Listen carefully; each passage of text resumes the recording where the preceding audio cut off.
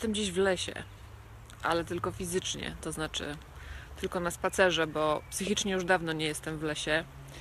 I ponieważ o tym mówiłam ostatnio w wywiadzie u Wojtka Jagielskiego, wielu z Was mnie pyta od tamtej pory, jak to jest z tą psychoterapią. Czy warto się na nią wybrać, do kogo pójść, po co ona w ogóle jest, czemu Ty byłaś na psychoterapii? No to Wam powiem.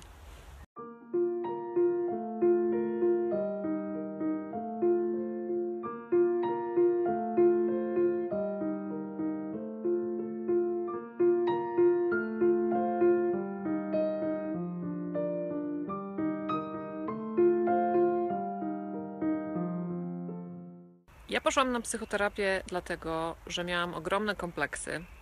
Kiedy byłam nastolatką albo kiedy chodziłam do szkoły, nie miałam za dużo kolegów, koleżanek. Miałam wrażenie, że nikt mnie nie lubi, a bardzo mi zależało na tym, żeby mnie lubili. No i moje relacje z rodzicami, z bratem wpłynęły bardzo na to, jaka ja jestem, albo raczej jaka ja wtedy byłam.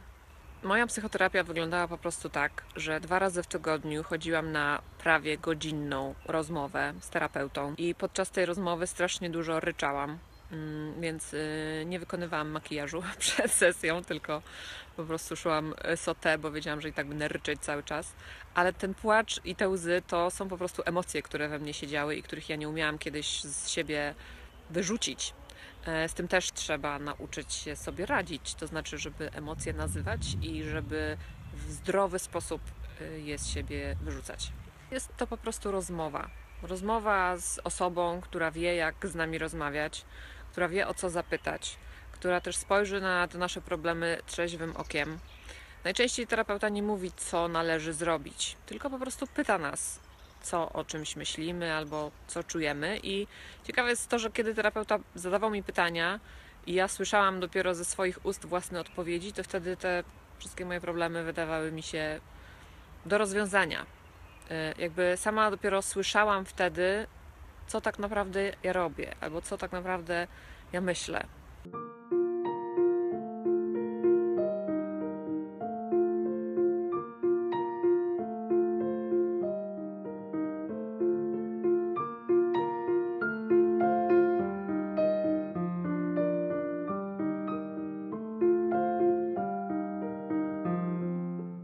Myślę, że wielu z Was ma jakiś problem, na który psychoterapia mogłaby pomóc. Na przykład nie lubicie siebie, albo nie lubicie jakiejś swojej cechy, albo właśnie macie wrażenie, że wszystko Wam nie wychodzi, albo że nie jesteście w ogóle z siebie zadowoleni, albo że rodzice z Was nie są zadowoleni. To może być coś, co sprawia, że czasami czujecie się gorsi, bo na przykład są w Waszym otoczeniu ludzie, którzy tak na Was działają, albo kiedy przynosicie ze szkoły do domu 4, to mama czy tato pytają Was, a dlaczego nie 5?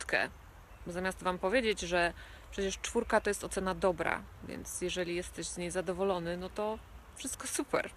Czasami to są takie drobiazgi, jak na przykład właśnie to, że mama czy tato Was nie pochwalą, czy nauczyciel Was nie pochwali.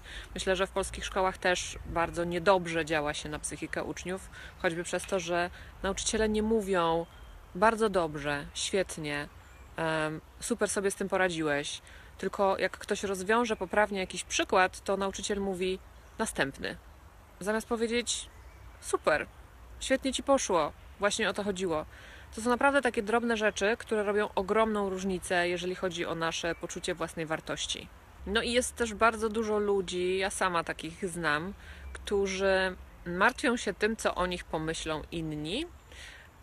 I nie chodzi tutaj tylko o takie zastanawianie się, że ciekawe co ona sobie myśli, albo ciekawe co on sobie myśli. Tylko to decyduje o tym, jakie podejmują decyzje. Na przykład nie pójdę do tej szkoły, bo moja mama chciałaby, żebym był lekarzem. Albo nie rozstanę się z tą dziewczyną, bo to już będzie moje 4. rozstanie w tym roku i co sobie pomyślą moi znajomi. Zamiast kierować się w życiu tym, co tak naprawdę sami myślicie. Najważniejszą osobą w Twoim życiu jesteś Ty. I Ty ze sobą do końca życia zostaniesz. Więc najważniejsze jest, żeby żyć w zgodzie z sobą. Czyli żebyś Ty żył w zgodzie z Tobą. I żebyś był sobą, bo nikt tak dobrze nie będzie Tobą jak Ty.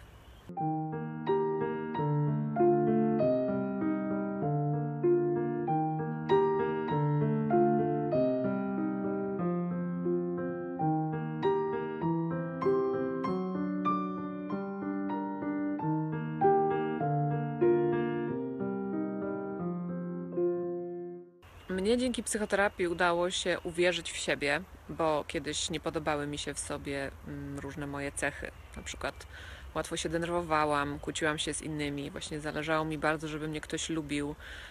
To też wynikało z tego, że byłam bardzo niepewna siebie i miałam kompleksy, no bo ja sama siebie nie lubiłam, więc czemu miałby mnie lubić ktoś inny? Tak mi się wtedy wydawało. Poza tym ja odkąd byłam na psychoterapii, nie kłócę się z innymi, bo ja zrozumiałam, że jeżeli się z kimś nie zgadzam, to nie szkodzi. Ja już nie potrzebuję nikogo przekonywać do tego, żeby myślał to samo co ja. A kiedyś czułam, że tak, on ja muszę mu powiedzieć koniecznie. I podobnie mam na przykład, kiedy gram w gry planszowe. Kiedyś strasznie mi zależało na tym, żeby wygrać. Ja muszę wygrać.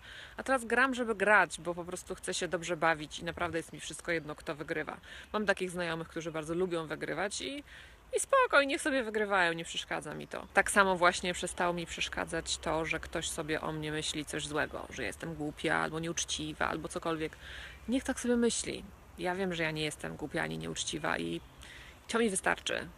I jestem pewna, że każdy z Was, kto na psychoterapii nie był, mógłby spokojnie się wybrać i na pewno w jakiś sposób z tego skorzystać, bo każdy z nas ma jakiś problem w życiu. Czy to jest właśnie brak wiary w siebie, czy to są jakieś toksyczne relacje, obojętnie czy z rodzicem, czy z rodzeństwem, czy z kolegą, czy z nauczycielem, czy z szefem. Psychoterapia też uczy między innymi tego, jak sobie z takimi toksycznymi ludźmi radzić i czasami trzeba ich po prostu omijać szerokim łukiem. Jeżeli się z taką osobą pracuje, to albo trzeba zmienić pracę, albo zmienić dział w tej pracy, w którym się pracuje. Jeżeli się z nią chodzi do szkoły, no to jeśli nie da się jej omijać, no to może warto zmienić szkołę, zmienić klasę, bo naprawdę nie warto tracić życia na ludzi, którzy nam odbierają energię. Powinniśmy się otaczać, i ja tak staram się robić, otaczam się ludźmi, którzy mi dają pozytywną energię. Różnego rodzaju, czy ten ktoś mnie po prostu rozśmiesza, czy mnie inspiruje, czy mnie czegoś uczy, czy miło po prostu z tą osobą spędzam czas, czy przy tej osobie się czuję wartościowa, ważna, interesująca, zabawna, mądra i tak dalej. Jeżeli takie osoby w Waszym życiu są, to trzeba po prostu się nimi okładać, otaczać po prostu jak najbliżej. Może się niestety zdarzyć tak, że taką toksyczną osobą jest ktoś bliski, ktoś z rodziny na przykład i czasami trudno taką rodzinę ze swojego życia jakoś wyeliminować, ale pamiętajcie też, że to, że jesteście z kimś spokrewnieni, to nie znaczy, że macie obowiązek z tą osobą przebywać, czy się odwiedzać, czy nawet się lubić. Wcale nie musicie się lubić, bo rodziny się po prostu nie wybiera. Z pomocy terapeuty czy psychologa można skorzystać w ramach NFZ. Można też poszukać prywatnego terapeuty. Ja bardzo polecam listę, która jest na stronie ptpp.pl.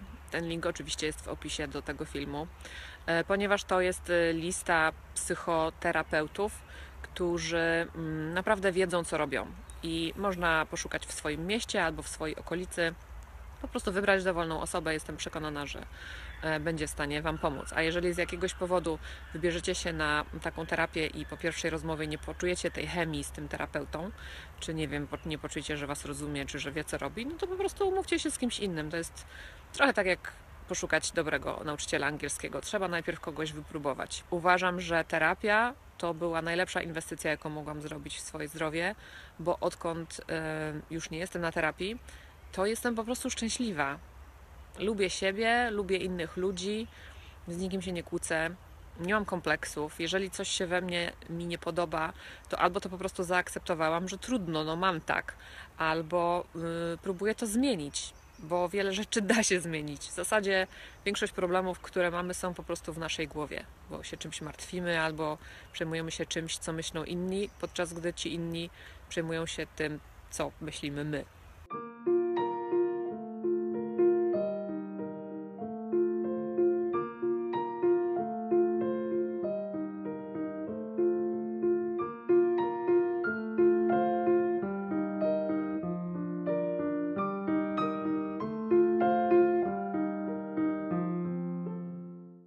Idą jacyś ludzie za mną.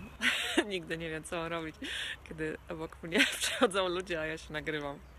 No właśnie, teraz ja niepotrzebnie się zastanawiam, co sobie o mnie ktoś pomyśli. Głupia. Także widzicie, dzisiaj trochę inny vlog. Nie pokazałam Wam miasta swojego, ani cudzego, tylko kawałek mojego lasu i kawałek mojej głowy. Nie wiem, mam nadzieję, że chociaż jednej osobie ten film pomoże.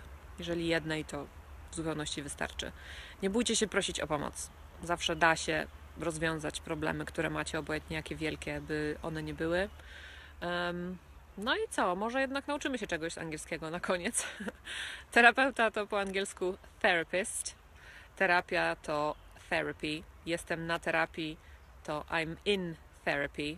Nie I'm on therapy, tak jakbyśmy byli w terapii, a nie na terapii. No i potrzebuję pomocy to I need help. Nie bójcie się tego mówić. Do następnego razu.